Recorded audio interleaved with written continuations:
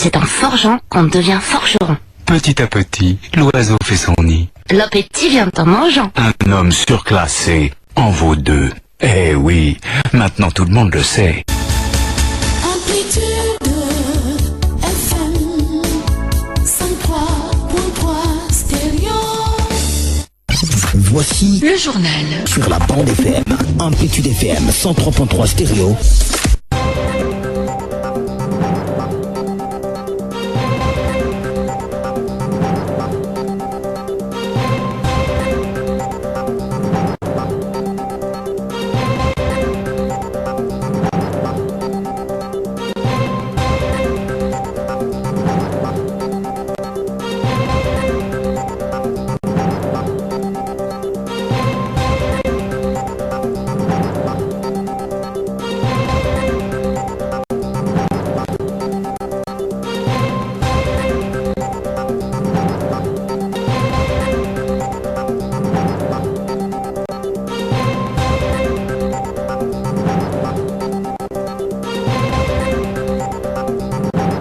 Madame, monsieur, bonjour. C'est le journal de la mi-journée de ce mardi 17 mai 2016. Tout de suite, le sommaire.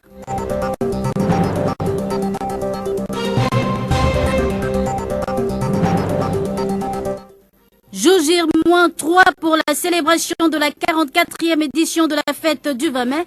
Les préparatifs s'intensifient tant sur le plan militaire que civil. À Yaoundé, la répétition générale est prévue pour demain, 18 mai.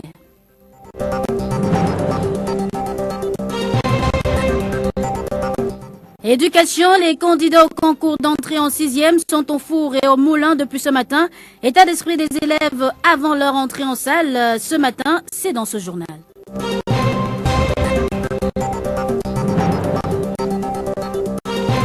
Et puis en sport haltérophile, le Cameroun est qualifié en dames et messieurs pour les Jeux Olympiques de Rio 2016. Voilà pour le sommaire.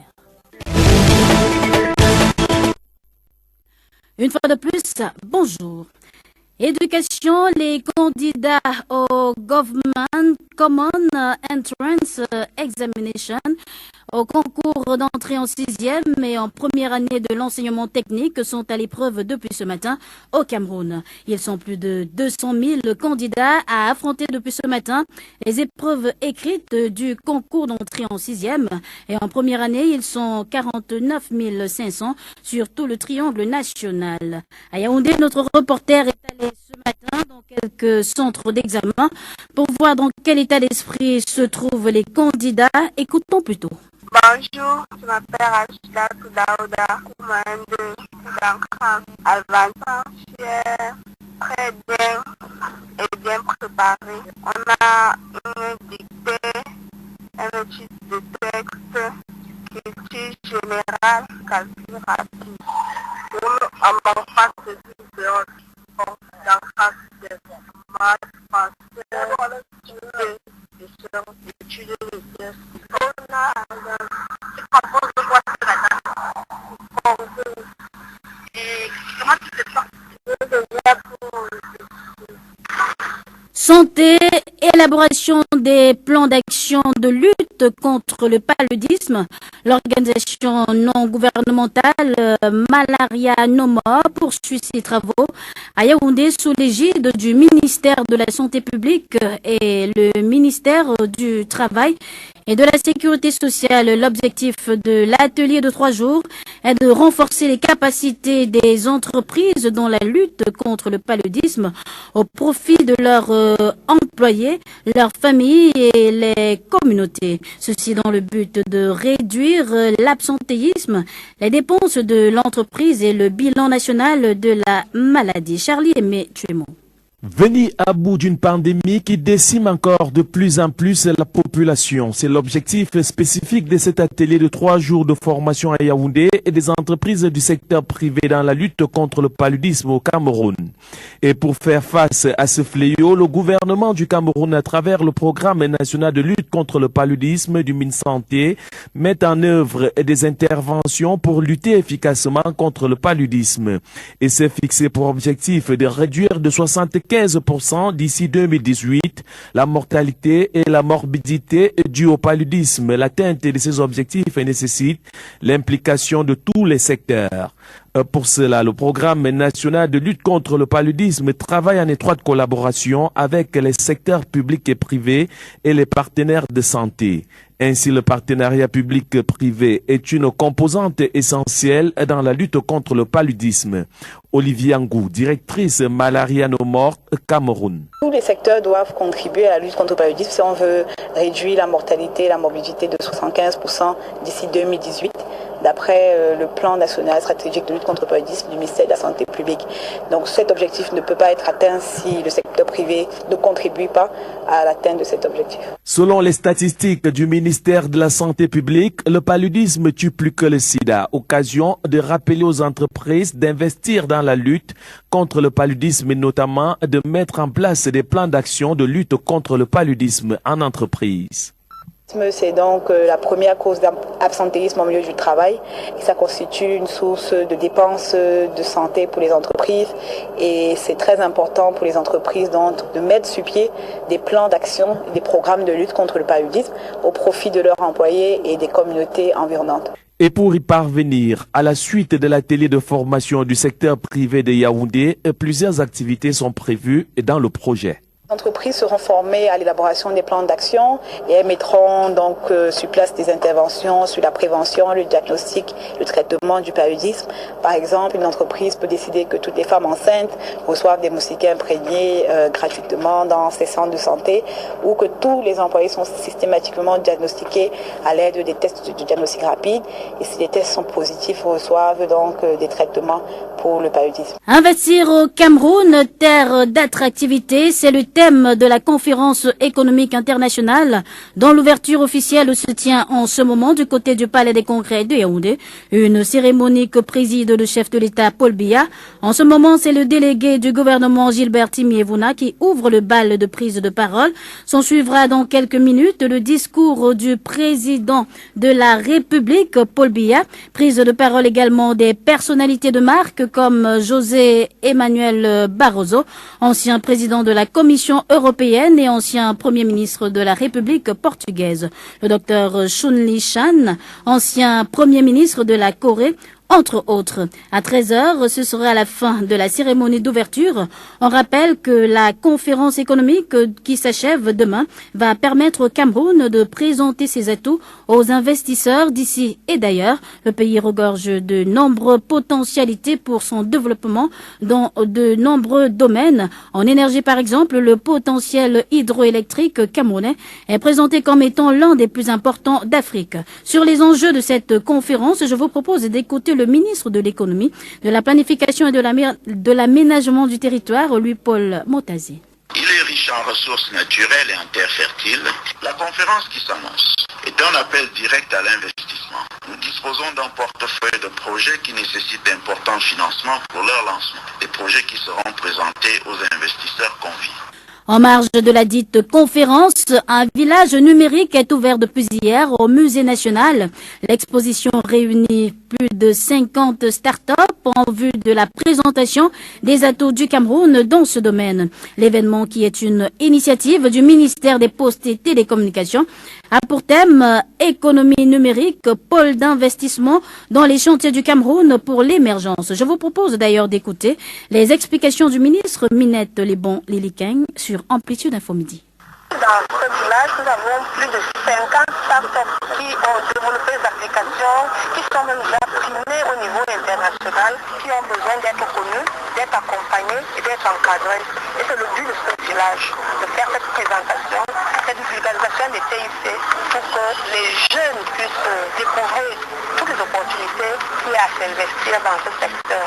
Il y a une jeune startup qui a développé une application qui permet d'éviter les embouteillages. L'autre, MomGift, qui a développé une application pour suivre les mamans enceintes. Donc les jeunes sont là, bien formés, prêts à développer des applications pour faciliter la vie dans la société. Ces opportunités-là, c'est cette impulsion, cet engagement de la jeunesse. C'est ce que le chef de l'État nous a demandé de faire. Offrir la possibilité aux jeunes qui n'étaient pas encore informés de s'initier continuer pour que vraiment la fièvre du numérique puisse embraser tout le monde. 44e fête nationale de l'unité du Cameroun, plus que 3 jours et ce sera l'apothéose. Les préparatifs de la grande parade militaire et du défilé civil prennent de plus en plus corps. À Yaoundé, la répétition générale est prévue demain, 18 mai 2016.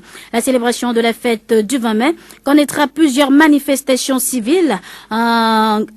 On rappelle qu'un gala culturel est prévu ce mercredi à partir de 16h, demain donc, au Palais Polyvalent des Sports de Yaoundé. L'événement va regrouper les artistes dans le domaine de la musique urbaine, le chant gospel, l'humour et plusieurs autres secteurs de la culture. Le coordonnateur de la direction artistique énonce les différents modules de cette soirée. Nous l'écoutons. Il y aura 7 modules artistiques. Il y a le module musical, donc des grands noms de la musique camerounaise, des anciens aux plus jeunes. Côté François qui est déjà à Yaoundé, Nicole Mara, Esso Somba, Jomassou, Annie Alzouer. Il y a un volet spirituel, donc il y aura 3 chorales. Une chorale grand chœur islamique de la mosquée centrale à Yaoundé, le Zikra. Il y aura un défilé de mode avec une dizaine de designers et une trentaine de mannequins. Il y a l'humour, bien sûr, avec le charismatique Moustique. Et il y aura le ballet national avec une présentation spéciale de Aïssi Loduc. Il y a également Caillou, l'un des meilleurs saxophonistes que nous ayons. L'élément principal, c'est le moment où tous les artistes, dans une création spéciale, feront un hommage aux forces de défense et aux victimes de la guerre.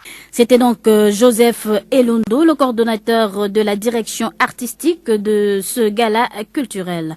Un autre gala culturel, essentiellement gospel cette fois, c'est le grand concert de louanges et adoration qui se tiendra le 20 mai prochain à la mission du plein évangile de Tinga, c'est à Yaoundé, au lieu dit Carrefour Consik Tinga, une initiative de l'église la mission du plein évangile du Cameroun, symbole de sa contribution à la célébration de l'unité du Cameroun. Sur les objectifs de ce concert, je vous propose d'écouter l'un des coordonnateurs de cet événement, Nathanaël Tipavi, est au micro de Amplitude Info Midi. Étant donné que l'un des objectifs fondamentaux pendant ce moment, qui est un 20 mai, fête de l'unité nationale, c'est non seulement d'élever le nom du Seigneur Jésus, mais de l'invoquer sur notre pays, afin que la paix et la sécurité continuent de régner et que les projets des méchants s'arrêtent sur notre nation. Un autre objectif, c'est que toute personne qui arrive à ce concert, ne connaissant pas le Seigneur Jésus, soit sauvée. Parce que une des missions que nous avons en tant qu'enfants de Dieu, c'est de faire des disciples. C'est-à-dire ramener ceux-là qui sont perdus, ceux-là qui ne connaissent pas le Seigneur Jésus, à être sauvés. Et nous, en tant que chantres au sein de la mission de l'Évangile, nous voulons le faire au travers de la louange et l'adoration. Prêcher l'Évangile, toucher les cœurs par la louange et l'adoration. Le dit concert baptisé Grand État Fidélité va regrouper des artistes gospel de renommée nationale et internationale, à l'instar du groupe Sagesse, Charles Sitanga, Placide Zogo Atangana et bien d'autres. Écoutons une fois de plus le coordonnateur de cet événement, Nathanaël Tipavi. Le 20 mai, nous attendons en termes d'artistes, nous attendons des artistes locaux tels que Maman Badian, tels que l'artiste Séraphine. Sur le plan externe, nous attendons ici Charles Sitenga, nous attendons le groupe Sagesse, nous attendons également le chantre de l'Éternel Placide Soga Atangana et la grande chorale de Membo. Et je voudrais dire également que ce jour nous aurons la grande couverture de ce programme faite par la grande chorale centrale de la mission du plein évangile Assemblée de Tinga. On rappelle donc que l'entrée de ce concert de louange et adoration à la mission du plein évangile est libre et gratuite. C'est donc le 20 mai prochain à partir de 16h. Une pause et on passe directement en sport.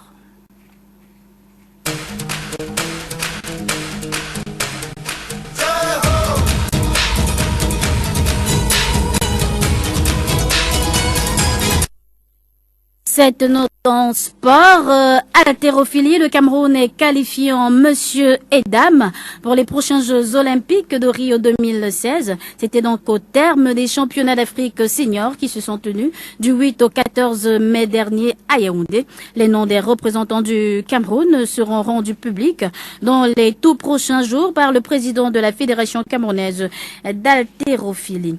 Vous écoutez Amplitude Info Midi, vous faites bien. Place à présent dans dans ce studio condensé de toutes ces nouvelles en langue anglaise. Et c'est avec vous, Godlove Afaye. Good afternoon.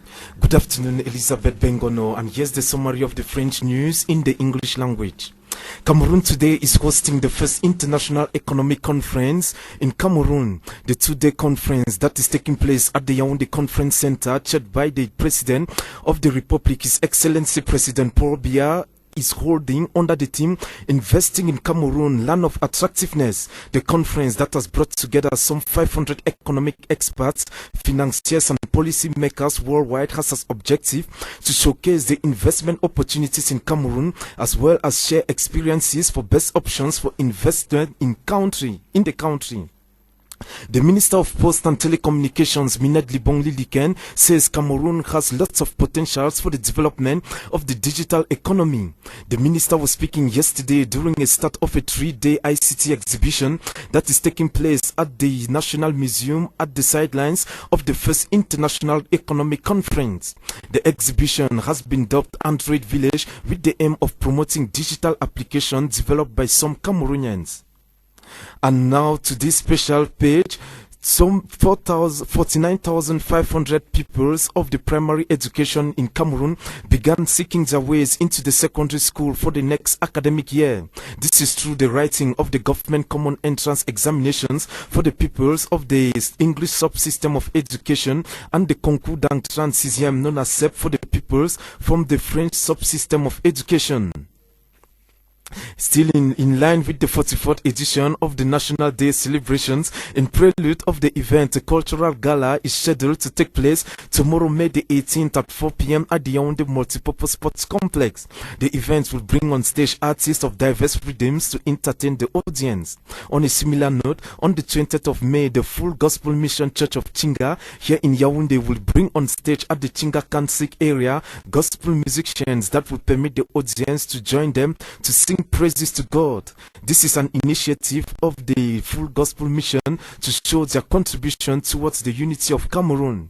The concert will bring on stage gospel artists such as the group Sagesse, Charles Sitenga, Zogo Atangana and more. The entrance to the concert site is free of charge and will start at 4 p.m. prompt. In sport, Cameroonians are still awaiting the identity of the two weightlifters that will represent the country at the 2016 Summer Olympics in Rio de Janeiro, Brazil. After the African Championship that ended last Friday in Yaoundé, Cameroon got 2 places by virtue of their positions on the general classification table, but those to fill these positions are still to be known as the Olympic Committee awaits that to begin their preparations for the August events, and it will be known only after another selection exercise.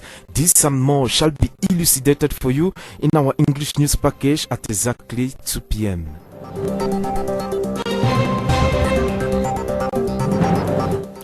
Ici s'achève ce journal, mais avant de le refermer, le rappel des titres.